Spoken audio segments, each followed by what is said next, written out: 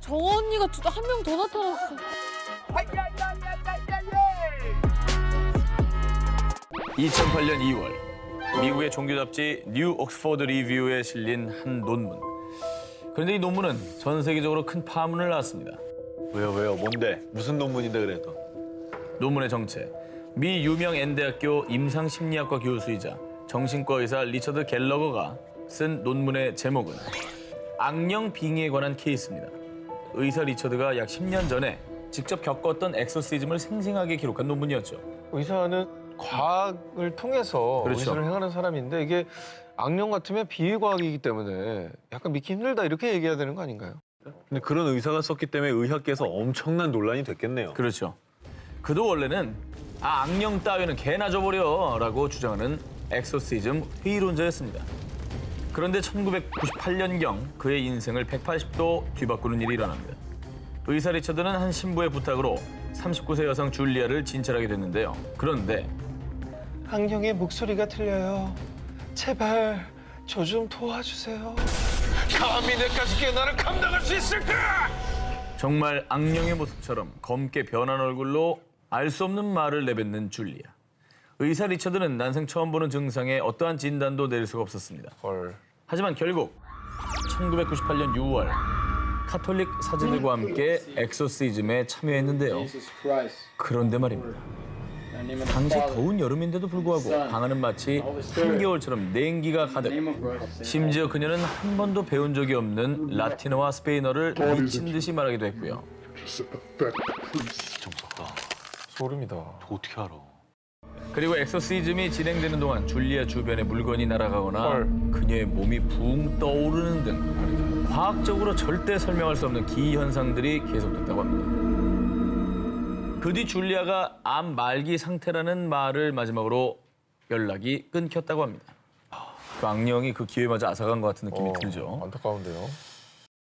하지만 한편 강력한 악령에 빙의된 줄리아를 통해 악령의 존재를 확신한 의사 리처드는 국제퇴마협회 고문으로 활동하며 100건 이상의 엑소시즘에 참여한 그는 그 뒤에 사제들과 함께 생생하고도 오싹한 경험을 논문으로 발표한 것이죠.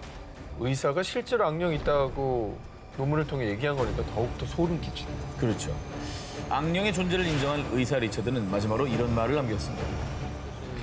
나는 무엇보다 과학적인 증거를 믿습니다. 그리고 줄리아, 아니 악령은 존재한다. 이번엔 악령이 깃든 척키, 에나벨도 감히 눈도 못 마주칠 것 같은 인형, 졸리엣의 이 얘기입니다. 사진만 봐도 무서워. 오 마이 갓. 섬뜩해. 졸리엣의 주인 안나는요. 안나, 이 인형 이름은 졸리엣이야. 진짜 네 동생처럼 예뻐해줘야 돼. 어린 시절 엄마에게 선물 받은 인형 졸리엣과 언제나 함께였습니다. 그러던 어느 날 밤 웬 남자아이가 흐느끼는 소리에 잠에서 깬 안나. 그런데 이 구슬픈 소리의 정체는 인형 졸리엣의 소리였습니다. 게다가 졸리엣에게서 한 사람이 아닌 무려 세 사람의 목소리가 함께 흘러나오고 있었습니다. 이 사연은 수십 년 전으로 거슬러 올라갑니다. 아주 오래전 안나의 외증조 할머니는 한 친구로부터 인형 졸리엣을 임신 축하 선물로 받게 됩니다. 이후에 외증조 할머니는 건강한 아들을 출산했죠. 그런데 행복도 잠시. 불과 3일 만에 찾아온 비극. 건강하게 출산한 둘째 아들이 갑자기 세상을 떠난 겁니다. 그런데 심상치 않은 졸리엣 인형. 네가 행복한 모습 난 절대 못 봐. 평소 외증조 할머니를 온갖 이유로 질투했던 친구가 졸리엣 인형에 저주를 걸어서 선물한 거라고 합니다. 아하.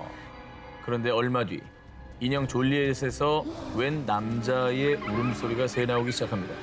그런데 어머, 내 아들이 틀림없어. 인형 졸리엣에게 세상을 떠난 아들의 영혼이 깃들어 있다고 확신한 그녀는 그때부터 인형 졸리엣을 애지중지 다뤘다고 합니다. 돌아가시기 전엔 자신의 딸인 안나의 외할머니에게 잘 보살펴달라며 졸리엣 인형을 물려줬습니다. 그런데 말입니다. 인형을 물려받은 안나의 외할머니 역시 출산 3일 만에 아들을 먼저 떠나 보내야만 했고요. 인형을 물려받은 안나의 어머니까지 똑같은 슬픔을 겪어야만 했죠. 무려 3대에 걸쳐 지속된 비극. 하지만 그럼에도 불구하고 졸리엣을 버리지 못한 이유. 외할머니가 아들을 잃은 뒤 졸리에덱에서 두 소년 목소리가 들리기 시작을 했고요. 그리고 안나의 어머니가 세상을 떠나 안나가 인형을 물려받게 됐을 때는 놀랍게도 3명의 울음소리가 들린 겁니다. 그래서 가족들은 졸리엣 인형에 세상을 떠난 이 집안 아들들의 영혼이 들어있다고 믿었던 것이죠. 이 가족의 안타까운 사연이 전해지자 졸리엣은 귀신 들린 인형, 아기를 잡아먹은 인형으로 불렸다고 하는데요. 3대에 이어진 비극, 단순한 우연이었을까요? 자, 그렇다면 안나의 집안 사람들이 들은 이 세 남자아이의 울음소리는 과연 무엇이었을까요? 뉴욕 도심 한복판에서 벌어진 기이한 현상을 다룬 공포영화 인보카머스. 이 영화가 실존 인물의 실화를 바탕으로 제작된 게 알려지며 사람들을 더욱 공포에 떨게 했습니다. 이 영화의 모티브가 된 실화 속 주인공 랄프 서치 형사는 1990년대 무렵 뉴욕 브롱크스 구역 소속 경찰로 근무하고 있었습니다. 어느 날 랄프는 남편에게 폭행당하고 있다는 여성의 신고를 받고 현장에 출동했다가 정말 믿을 수 없는 장면을 목격하게 됩니다. 폭행을 가한 남편의 손톱이 온통 짓이겨지고 피가 잔뜩 맺혀 있었던 것이죠. 그럼 뭐야? 그렇게 될 때까지 아내를 때린 거예요? 그런데 말이죠. 남편이 뭐에 홀린 듯이 집안 곳곳을 손톱으로 긁었어요. 그리고 얼마 뒤 폭우가 쏟아지던 밤에 한 동물원에서 걸려온 신고 전화를 받고 달려간 랄프. 그곳에서도 충격적인 현장을 목격하게 됩니다. 그건 바로 사자 우리 안에 버려진 한 아기. 더 놀라운 것은 아기를 잔혹하게 내던진 사람이 아기의 엄마였다는 것이죠. 말도 안 돼. 그런데 그녀는 형사 앞에서 입에 거품을 물며 알아들을 수 없는 말로 중얼거리더니 동물원 바닥을 정신없이 파헤쳤다고 합니다. 역시나 무언가에 홀린 것처럼 말이죠. 이유를 알 수 없는 기이한 사건이 연달아 일어나자 랄프 형사는 뭔가 깨름칙해서 엑소시즘을 하는 로버트 맥케나 신부를 찾아가 조언을 구했는데요. 그들의 차이가 아닙니다.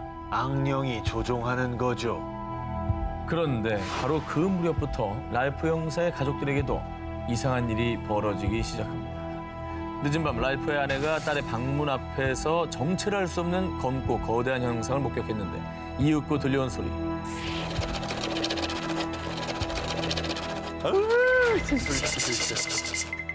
그리고 또 어느 날은 침대 밑에 누군가 있는 것 같아요.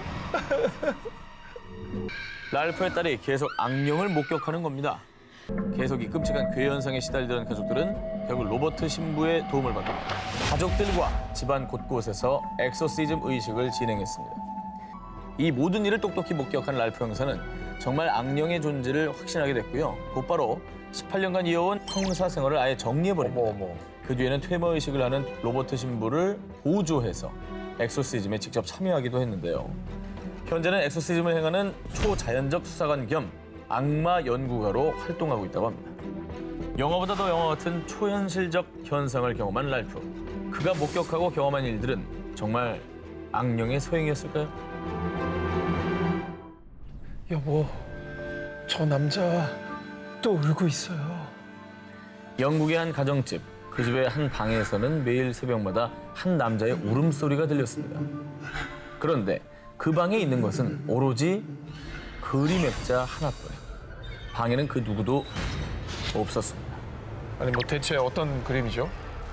방에 걸린 그림은 파란 배경에 불그스름한 인간의 얼굴 형태가 그려져 있었습니다. 이 그림은 이 집의 주인인 션 로빈슨의 할머니가 남긴 유품인데요. 이 그림이 벽에 걸린 뒤부터 로빈슨 가족에게 기이한 일들이 일어났는데요. 그 시작은 그림이 걸린 빈 방에서 들리는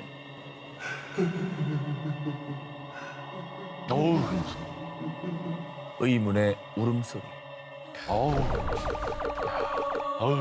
자기 집에서 오잖아. 저게 실제라고 생각해요. 와, 얼마나 소름 끼칠까. 매일 밤 부부의 꿈속에는 희미한 얼굴에 키가 큰 남성이 자주 나타나기 시작합니다. 그러다가 심지어는 여보, 저 사람 뭐야? 꿈에서 깨어나면 악몽 속에 등장했던 그 남자가 침대 앞에 서서 부부를 지켜보다가 사라졌다고 합니다. 아 무섭다 이거 진짜. 아이고 아우 당장 짐 싸서 나와야 되는 이사 거 아닙니까? 가야지. 왜 어떻게 살아요? 여기 하루도 못 뽑힐 것 같은데. 게다가 더 미스테리한 것은 의문의 연기. 그림이 걸린 방에서 자욱한 연기가 이는데 연기 막 움직여. 야, 이거 어떻게 받아들여야 되냐? 이 연기 속을 지나가면 극도의 한기까지 느껴졌다고 합니다. 뭐야? 심지어는 방문이 저절로 닫히는 모습까지 포착이 됩니다. 진짜? 오! 그런데 말입니다. 그때 로빈슨의 뇌리를 스친 것이 있었으니 오래전에 할머니께서 그 그림을 보며 한 말. 이 그림에 화가의 피가 섞여 있다더구나. 실제 피가 말이야. 심지어 이 화가는 이 그림을 완성한 뒤 스스로 생을 마감했다고 했는데요. 아, 뭐야? 아니, 그걸 왜 이제야 기억해? 되게 중요한 말이구만. 이유를 정확히 알 수는 없지만 그 이후로도 계속 가족들에게 불미스러운 일이 일어나자 결국 로빈슨 부부는 할머니의 유품인 그림을 다시 지하실 깊숙이 숨겨두었다고 합니다. 새벽마다 울부짖는 미스테리한 그림. 지하실에선 지금도 그 울음소리가 들리고 있을까요? 피 한 방울 없이 극강의 공포를 선사한 페이크 다큐멘터리 영화 파라노말 액티비티. 자, 이 영화 속에선 매일 밤 정체불명의 소리가 들리고 갑자기 액자가 깨지거나 의문의 발자국이 찍히는 등 폴터가이스트 현상이 일어나는데요. 그런데 말입니다. 이 페이크인 줄로만 알았던 기이한 폴터가이스트 현상이 실제로 일어난 집이 있습니다. 페이크가 아니고 실제로 2008년 로버트 플린 부부와 아들 베리는 영국 켄트주 그레이브젠드 지역의 2층 주택으로 이사했는데요. 그런데 엄마, 내 방에 누가 있는 것 같아요. 자신의 방에서 수상한 인기척을 느꼈다는 아들 베리. 그런데 정말 그때부터 집에서 믿기지 않는 기이한 일들이 일어나기 시작했습니다. 2층 계단 위에 정체 모를 희부연 실루엣이 비치는가 합니다. 그러네. 와, 무슨 어린이가 서 있는 것 같아. 다리다, 다리, 그지? 네. 테이블 위 머그잔이 스르르 혼자 움직이기까지. 어머야. 원래 제일 무서운 폴터가이스트 현상이 그거잖아요. 네. 김밥집에 장국이 움직이는 거. 장국 떠다니는 거. 네, 얼마나 무서워. 자, 그래서 이렇게 믿지 못하는 분들 때문에 로버트는 집안 곳곳에 CCTV를 설치했습니다. 그런데 CCTV를 확인하던 로버트 가족을 정말 소름 돋게 한 장면. 뭐야? 아무도 없는 불 꺼진 컴컴한 부엌. 그런데 갑자기 허공으로 휙 날아가는 고무장. 뭐야, 진짜? 게다가 이번에는 아무도 앉지 않은 빈 의자가 말도 안 돼. 저거 뭐야? 저 뭐야? 또 정말 귀신이 장난이라도 치고 있는 듯 철문이 홀로 스르르르 닫혔다 열렸다를 반복하기까지. 와, 저거 되게 무섭다. 자, 이렇게 영상까지 공개된 뒤 로버트 가족의 집은 악마에게 스토킹 당하는 집으로 불리기 시작했고요. 그의 친척, 지인들도 더 이상 로버트의 집을 방문하지 않았다고 합니다. 이 사람들이 이사 안 갔어요? 미스터리 하우스를 떠났다는 소식은 아직까지 전해지지 않았는데요. 과연 이들은 왜 집을 떠나지 않는 걸까요? 혹시 악령에 휩싸여 이 집을 떠나지 못하고 있는 건 아닐까요? 자, 2015년 영국에서 화제가 된 충격 소식. 악령에게 성추행당하는 가족. 한 가족이 악령으로 인해 고통받고 있다는 내용이었는데요. 영국 웨일즈 지역에서 오랫동안 거주해온 키런, 트레이시 부부. 이들 부부는 개구쟁이 세 아들과 함께 평범한 나날들을 보내고 있었는데요. 그런데 말입니다. 2014년 10월 30일 할로윈이 지난 뒤부터 집안에서 자꾸만 일어나는 기괴한 일들. 푹 잤는데 왜 이렇게 등이 아프지? 여보, 내 등 좀 봐줘요. 그때 아내 등을 보고 화들짝 놀란 남편 키런. 그 이후 아내의 등에 시퍼런 멍자국이 가득했던 겁니다. 어메? 게다가 더 미스터리한 건 멍자국이 사라질라 치면은 또다시 선명하게 멍이 드는 일이 반복. 뭐야? 왜? 이게 무슨 일이에요, 도대체? 네 부모를 아주 잔인하게 죽일 거야. 부부의 세 아들들은 부모를 죽이겠다는 끔찍한 환청에 시달리기도 했다는데요. 자, 자, 계속 아내와 아이들까지 고통받자 남편 키런은요, 결국 20년 경력의 퇴마사 로버트 아머를 집으로 불렀습니다. 그런데 혹시 누가 악령을 부른 적 있습니까? 설명도 없이 대뜸 가족들에게 악령을 부른 적 있냐고 묻는 퇴마사. 그런데 바로 그때 제가 할로윈 때 친구들이랑 위자 보드를 했었어요. 위자보드. 기억나시나요? 기억나요. 불신사반이야. 저희도 한번 소개해드린 적이 있었죠. 네. 악령을 불려오는 강령술, 즉 위자보드를 했다고 했는데요. 아이고. 근데 저거 한다고 진짜 악령이 그 집으로 왔다고? 오죠. 악령을 부르는 강령술인데. 제 영국에 잠깐- 프리한 식구가 없었던 게 좀 안타까운 일이에요. 잠깐 왔다 간 게 아니고? 네.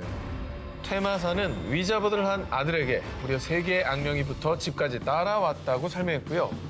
이후 악령을 없애기 위해 퇴마의식을 진행했는데 나머지 악령은 내쫓았지만은 강력한 악령 하나가 아직 버티고 있습니다. 이 지독한 악령의 정체는 잠들어 있는 여성을 추행한다는 전설 속 악마 인큐버스였습니다. 전설에 따르면 악마인 인큐버스와 접촉을 오래 하면 건강이 악화되고 심지어 사망까지도 이른다고 하는데요. 저 집에서 어떻게 살아? 근데 저 지금 못 쫓고 있는 거 아니에요, 퇴마사가? 자, 이후에 퇴마사 로버트는 마지막 악령까지 집 밖으로 내쫓기 위해 퇴마의식을 계속 진행하겠다고 밝혔는데요. 과연 이들 가족은 무사히 이 끔찍한 악령으로부터 벗어났을까요? 만약 벗어났다면 그 악령은 지금 또 어디를 떠돌고 있을까요? 지금으로부터 30여 년 전 우리나라의 한 영화 촬영장에서 벌어진 일입니다. 우리나라야. 바로 1985년에 개봉한 공포 영화 목 없는 여살인마인데요. 영화 촬영 장소 섭외를 위해 경기도 청평의 한 별장을 방문한 김영한 감독. 음산한 외경에 미로 같은 내부. 그는 이 별장을 보자마자 단번에 마음에 들었죠. 그렇게 이 별장에서 시작된 공포 영화 촬영. 하지만 이때까지만 해도 아무도 몰랐습니다. 이곳에서 어떤 일이 벌어질지를 말이죠. 김영한 감독이 직접 밝힌 미스터리한 사건들. 먼저 이 영화의 첫 장면에 등장하는 고양이에서 시작됩니다. 주인공의 혼이 깃든 만큼 중요한 역할인 고양이. 그런데 촬영을 위해 고양이를 찾으러 간 조 감독은 그만 깜짝 놀라고 마는데요. 그 이유는 조금 전까지만 해도 멀쩡했던 고양이가 피를 토한 채 죽어있던 겁니다. 그것도 한 마리가 아닌 무려 200여 마리의 고양이들이 말이죠. 갑자기? 갑자기 200마리가? 200마리가. 원인 모를 고양이들의 떼죽음. 결국 그날 밤 조 감독은 촬영을 위해 급하게 고양이를 구하러 갔는데요. 그런데 그때 조 감독이 낸 교통사고로 한 명은 사망, 한 명은 중경상. 고양이도 죽고 사람도. 와, 무섭다. 그런데 미스터리한 일은 여기서 끝이 아닙니다. 촬영하던 도중 안전장치로 설치해놓은 피아노 줄이 갑자기 끊어지면서 촬영 중이던 배우가 의식불명에 빠지기까지. 어머. 헐. 이 정도면 심한 사고가 계속 일어나네. 그렇게 간신히 겨우겨우 영화 촬영을 끝마친 김영한 감독. 마지막 촬영 날 그간 신세를 진 청평 별장 주인에게 인사를 건넸는데요. 그런데 촬영 다 했어요? 괜히 불편할까 봐 말 안 했는데 끝까지 촬영한 팀은 처음이에요. 무슨 일 없었죠? 아니, 그러니까 다들 하나 와서 도망갔다는 얘기죠. 도망갔다. 네. 어, 야, 무섭다. 그리고 별장에서 벌어진 미스터리한 사건의 결정타. 아니 이 여자가 왜 여기에 있지? 바로 영화의 한 장면 속에서 1분가량 정체불명인 여성의 모습이 찍힌 겁니다. 어디?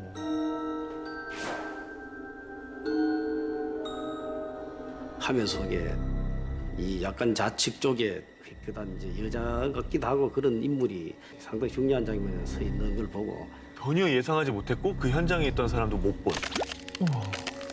그런데 김영한 감독은 이 얼굴이 어딘가에서 낯이 익었답니다. 에? 그 이유는 10년 전 그가 조 감독이 된 시절에 영화 촬영을 하다가 안타깝게 감전사로 숨진 여배우와 이 화면 속의 여배우가 무척 닮아 있었다고. 뭐야. 그러니까 뭔가 세상을 떠났다. 다시 나타났다는 거죠. 소름. 미스터리한 사건들부터 숨진 여배우의 원혼까지. 과연 그 별장에는 어떤 한이 서려 있는 걸까요?